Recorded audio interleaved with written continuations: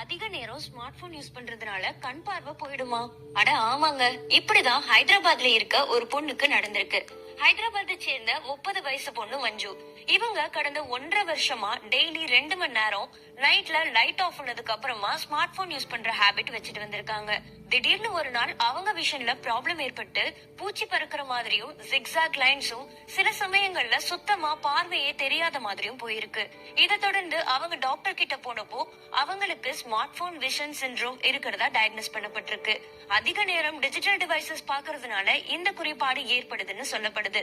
So smart போன்ஸ்னால நம்ம கண் பார்வைய இழக்காம இருக்கிறதுக்கு நம்மளோட ஸ்கிரீன் டைமை குறைச்சுக்கணும். குறிப்பா இரவு நேரத்துல வெளிச்சம் கம்மியா இருக்கிற இடத்துலயும் ஸ்மார்ட் போன்ஸ் யூஸ் பண்றத தவிர்க்கணும். அப்புறமா 20-20-20 ரூல ஃபாலோ பண்ணணும். அது என்னன்னா ஒவ்வொரு 20 நிமிஷத்துக்கும் ஒரு 20 செகண்ட்ஸ் 20. வணக்கம், நான் பீடியாட்ரிஷியன் டாக்டர் அபிநயா.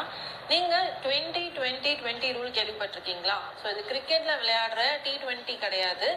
இந்த ரூல் எப்போ அப்ளிகபிள்னா, நம்ம ரொம்ப நேரம் போன் பாக்குறோம், ரொம்ப நேரம் கம்ப்யூட்டர்ல ஒர்க் பண்றவங்க இருக்காங்க, ரொம்ப நேரம் டேப் லேப்டாப்னு குழந்தைங்க பாக்குறாங்க. இந்த மாதிரி பல மணி நேரங்கள் நம்ம இந்த எலக்ட்ரானிக் கேட்ஜெட்ஸை பார்த்துட்டே இருக்கிறதுனால நம்ம கண்ணுக்கு ஸ்ட்ரெயின் ஆயிடும். இதுக்கு பேரு டிஜிட்டல் ஐ ஸ்ட்ரெயின். ஸோ இதை எப்படி குறைக்கிறது? நீங்க 20 நிமிஷத்துக்கு ஒரு போனோ இல்ல லேப்டாப்போ நீங்க பாக்குறீங்க அப்படின்னா ஒரு 20 செகண்ட் பிரேக் எடுங்க. இந்த 20 செகண்ட்ல நீங்க ஒரு 20 அடிக்கு தூரமா இருக்கக்கூடிய ஏதாவது ஒரு விஷயத்த நீங்க பார்க்கலாம். இந்த 20 செகண்ட் பிரேக் எடுக்கிறதுனால என்ன ஆகுது அப்படின்னா, நம்ம ஐஸ் ஹெல்தியா இருக்கும். நம்மளுக்கு அந்த ஐ சுத்தின வரக்கூடிய பெயின், ஒரு வலி, ஒரு டல்லா ஒரு வலி வரும் காலையில இருந்து ஈவினிங்